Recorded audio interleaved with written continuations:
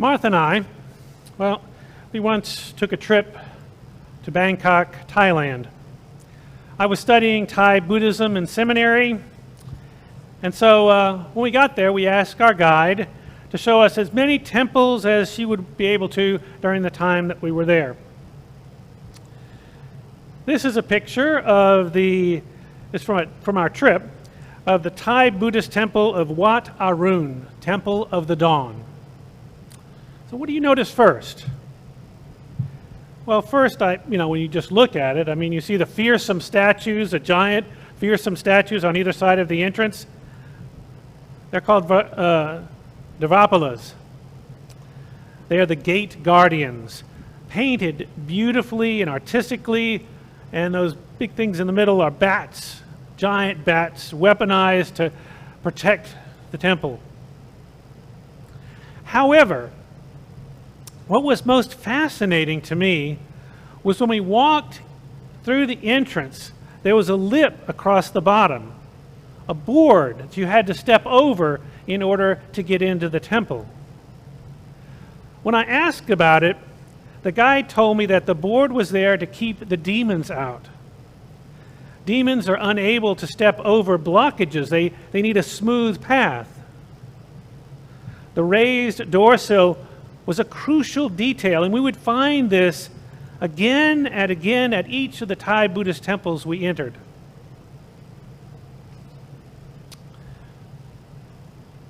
The little board across the threshold of the temple made me wonder, what are some other effects of this slight impedance? Certainly it caused people to think before they entered this holy space. They had to be aware, more aware, as they entered. Each person had to watch their step. And does this pause result in anything, any internal questioning? It did for me. Why am I entering this sacred space, for instance, I thought? What do I bring to this sacred site? How am I feeling, and what am I thinking as I enter this special space? My friends, is there more to crossing a threshold than simply putting one foot in front of the other? Thresholds offer us opportunities. They are liminal spaces between one place and another, or one state of being and another. Religions of all kinds, cultures of all types and places have ways of marking the moments when we cross over a threshold between one state and another. Sufis, for instance, consider thresholds holy and experience them as spaces between the seen and the unseen world. Some Sufis, such as the Malevi order, practice whirling, the whirling dervishes you heard about, to reach a connection between themselves and Allah, to cross that threshold. They wear a black cloak, symbolizing death and the grave, while they enter before the whirling. On their heads, they wear these tall brown hats they call a sikh, which symbolizes the tombstone and the death of the ego. Once their cloaks are removed, their long white robes and white jackets become visible, and they become symbols of resurrection. And there are threshold rituals throughout many different religions and cultures, so for birth, for adulthood, for marriage, for death. The Catholic baptism, for instance. The Amish Rumspringa, which during the adolescence of an Amish child, they take a break from the community, and then when they're ready, they come back as an adult to commit to being part of that community. The pagan hand fasting, gently binding the hands of bride and groom as they vow to love, honor, and respect their partner. And the Buddhist ritual of pouring water over one hand of the deceased into bathing or purification ritual for the death of that person, for that dead person. Even in Unitarian Universalist congregations, there are thresholds. I experienced one that was intentionally built, and it was built into a new sanctuary. I was part of First Jefferson Unitarian Universalist Church in Fort Worth, Texas. And the community decided to build a new sanctuary. And since we were all part of that building project, I remember Martha and I varnishing the new bookcases in the library that was adjacent to the sanctuary. Anyway, in the process of building, I noticed that there was a specific area that was created between the greeting space and the new sanctuary. It was a short hallway with double doors on either end. And what was explained to me by the people that built this, so the designers who had talked to members of the congregation, was that this was a transition space, a threshold space, and that people were expected to quiet down as they entered this shadowed area and entered into the sacred space of the sanctuary. A threshold between we are together in community and we are in a worshipful space. And this was a congregation of mostly atheists and agnostics who wanted this transition, this threshold space. I noticed here at UU Miami, you have a similar space. And I wonder, what purpose does it serve?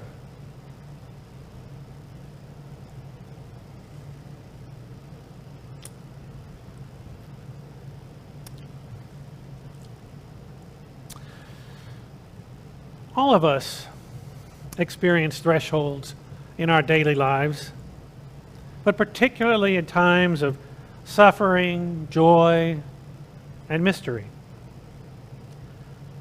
Some Unitarian Universalist congregations offer a specific ritual for honoring those times. We call it a joys and concerns ritual. We've had it here. It reverently acknowledges the joys and concerns of those present in the service to the rest of the congregation. I've often wondered about the value of this ritual, given the unpredictable nature of it, and sometimes politics, petitions, announcements get mixed in. But the essence of this ritual is what's important. The purpose that it serves. Over time, I've come to understand that it provides an opportunity for intimacy, connection, and community support. And if we don't do this ritual, how do we acknowledge and honor and strengthen this community's connections with one another in our worship service? And especially now with COVID-19, I'm asking myself again and again, how do we connect with one another? How do we acknowledge and honor those joys and concerns, that mystery, and strengthen our community connections?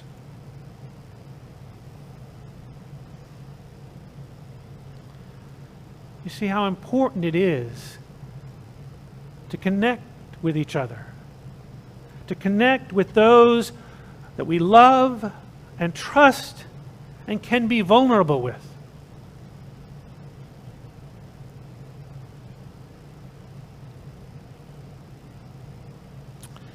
What is it about those times of suffering, joy, and mystery that create thresholds in our lives? Well, I think, if you think about it for a moment, each of us have these kind of powerful emotional experiences. And when we have them, particularly we think about it in times of suffering, something cracks within us. A part that has been pretty solid and stable, a part we have counted on. And we have to move beyond that cracked part to something new that is, again, solid for us. I really like the metaphor that Judy Banks used for the trapeze. What we experience of suffering, joy, mystery, what I think of the trapeze is that we're holding on to this trapeze and the rope begins to fray in times of sorrow or extreme joy or mystery. And we have to move on to a new swing. We have to jump onto a new swing that is once again stable. And believe me, this is not an easy thing to do. I know, not just metaphorically. There was a time in my life I climbed to the top of a telephone pole. And with sweaty palms and trembling hands and shaky knees, jumped off the pole to grab a trapeze swing that was some 6 feet in front of me. In my case, my hands were too sweaty to grab the swing, and so when I hit it, I slipped off. Fortunately, I had safety ropes and a belay team below holding the ropes. My friends, I know how it can feel when you're on that trapeze and the string begins to fray, our view of the world begins to change. We feel unstable. We know we have to move on to the next swing. And we might wonder, is there a belay team or safety harness to catch us if we fall?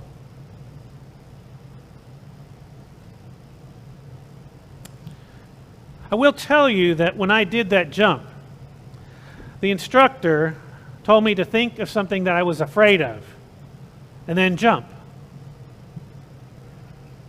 I thought about my fear of speaking with authority in front of people, particularly large groups of people. And that fear became both metaphorical and real. And so when I jumped, I realized that whatever my fear was, I could face it. Nothing could be more fear-inducing than what I was doing at that moment. I found that crossing the fearful threshold of jumping off that telephone pole has kept me from letting fear get a grip on my life again, or my actions. And that teaching of being able to face that fear is something I tap into to this day. It's so easy to let fear creep into our lives and allow it to begin to restrict our decisions and our actions.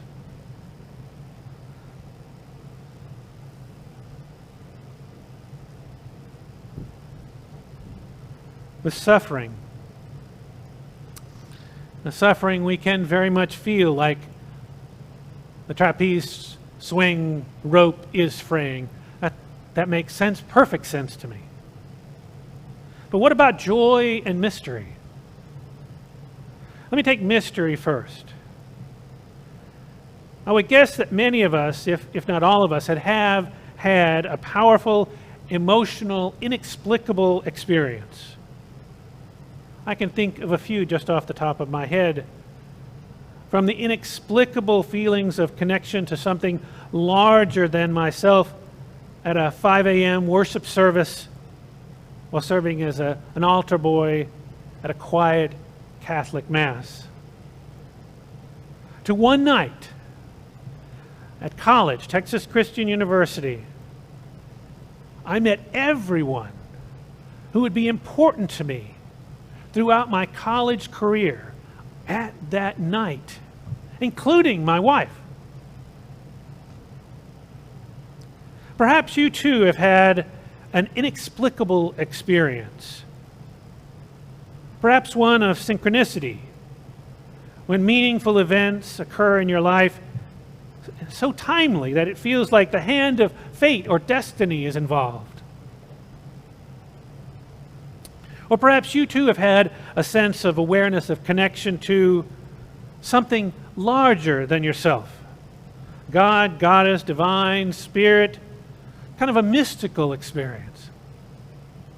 Or maybe you've had an intuitive experience, an awareness about a situation beyond rational, logical thought.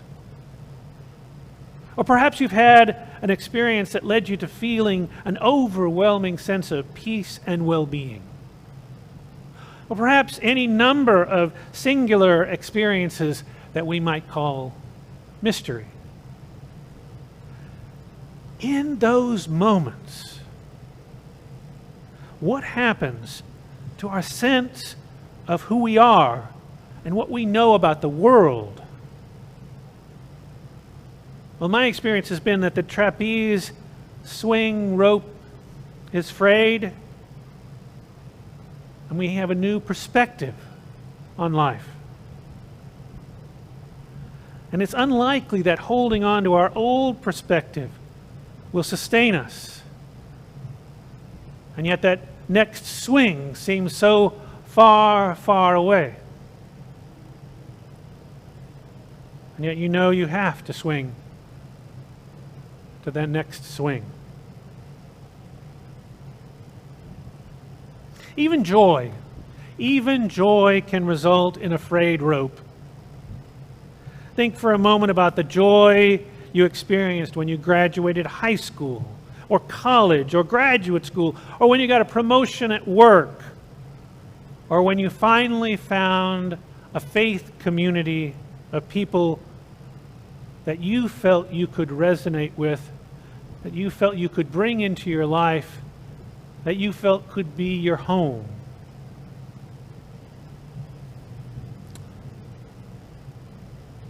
Saying to yourself that you were a student, or that you had this one job, or that you didn't have a connection to a faith community would no longer work for you. You have to take the leap to the next swing, and that can be daunting.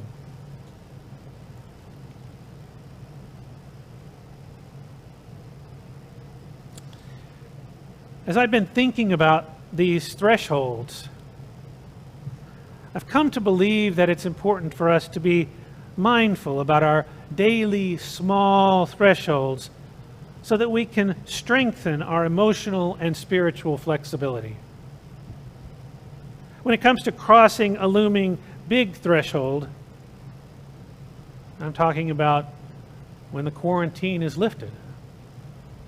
We'll cross a threshold, stepping outside back into the world, into a new normal. And that threshold can be daunting. And I think it might be helpful for us to prepare for crossing that threshold. You know, I realized this the other day. Emotionally, I realized this the other day. I was going to my doctor for a routine blood work. I hadn't driven on the freeway for 6 weeks. And I was driving down the road toward the freeway, and the construction had been all tore up, and the signs were taken down about which way to go, which entrance ramp to take. And I just thought for a moment, I couldn't remember which entrance I needed to take to go to my doctor. And I felt such doubt and fear that it almost paralyzed me. this experience is but one of the thresholds associated with lifting the quarantine restrictions. We're all going to face them. And think about when you come back into this sanctuary for the first time, when you cross those double doors entering into this space for the first time. What might you experience? Joy, fear, doubt, maybe all these feelings and perhaps more, and perhaps all at the same time. So perhaps a little time to practice crossing thresholds would be helpful to all of us. Here's some ideas I want to share with you that you might incorporate into a spiritual practice in preparation for crossing your next threshold.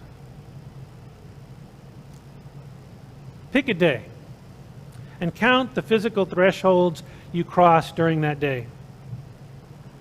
Notice how many times you have to move from one type of space to another. And you might write about the experience of crossing thresholds within your home. And then write about crossing thresholds as you step out of your home. How are your feelings about the two different? Or are they different? Another practice you might try is consciously stepping over a particular threshold in your house with the same foot each time. So you find a threshold and you say, I'm going to cross this threshold. Every time I cross it, I'm going to cross it with my right foot. Think about that. This simple practice will bring your attention to where and who you are in the present. It will bring mindfulness to your crossing of thresholds. Let me share one more. Pause at a threshold. Pick a threshold either within or outside your home. Pause at it, and when you do, honor that threshold. You might bow, say a few words, say a prayer. Use that pause to focus your intention for a few moments. This spiritual practice brings a sense of reverence and the holy to the experience. It can also help you ground yourself for the crossing of future thresholds.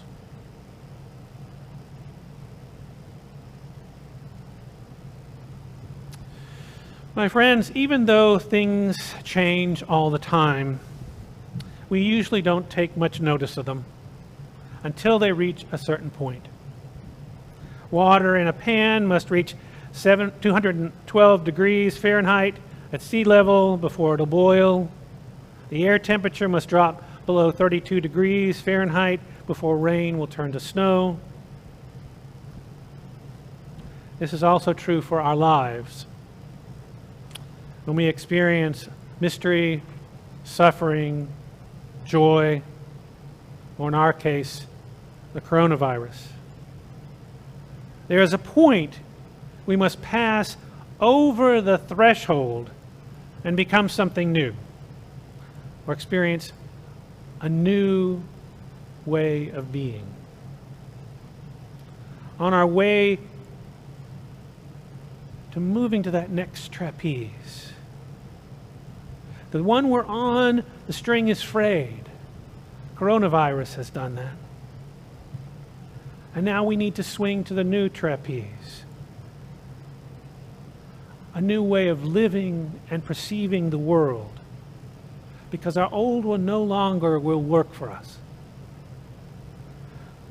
We might see a desert in front of us with no way to cross, or a lot of empty space with nothing to hold on to.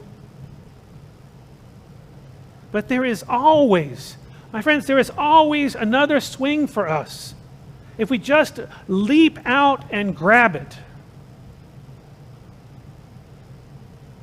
And your safety harness, your belay team, well, my friends, that's us in your community, in your faith community.